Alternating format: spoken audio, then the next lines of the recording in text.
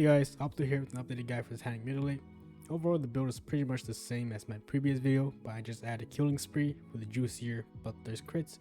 The spec itself is not too bad in terms of single target and AoE damage. I think the only real downside to it is that you need to set up with Bloodbath and then line up all your cooldowns for the big bloodthirst damage. But other than that, I think it does pretty well in dungeons, especially for a one button build. Anyways, let's get right into it.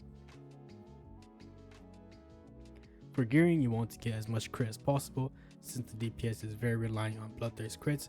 It's also very important to be armor penetration capped if you can. Your main priority stats are going to be attack power, crit, and armor penetration. For your weapons, you can either go axes or swords. It's really up to you. I tested both and the overall DPS is roughly the same. With axes, you have higher crit chance and your bloodthirst will do more damage, but the damage from sword strikes procs makes up for it anyways.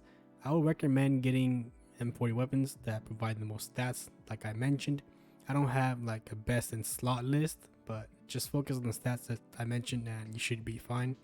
Here I'm just using the axes from Blank Temple, but M40s are much better. The stats are just better and the weapon damage is just better. I just did not farm enough coins to make the swap.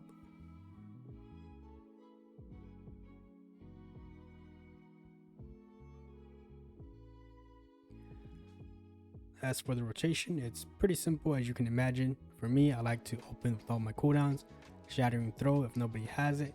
From there, I like to press the macro twice, so I'll press bloodthirst and then whirlwind, and then you want to press killing spree right after. After that, you just repeat the macro and do damage normally. One thing you want to keep track of is you want to make sure you have combo points built up ahead of time and just never spend it, since you get extra damage from bloodthirst per combo point. You want to track when your big bloodthirst is charged up, so every 4th bloodthirst, which you will then press hunger for blood and then just pray you get a big crit, and then you just pretty much repeat this macro over and over again until the fight is over. I think an important thing you should keep note of is that you don't really have like an open GCD. So what I mean by that is that if you press anything that isn't part of the macro, you will drop the bloodbath debuff on the target and you will lose 8% damage on bloodthirst, since bloodthirst gains damage with more bleeds on the target. This is not too bad, but just keep that in mind if you're wondering why your bloodthirst is not doing the max damage.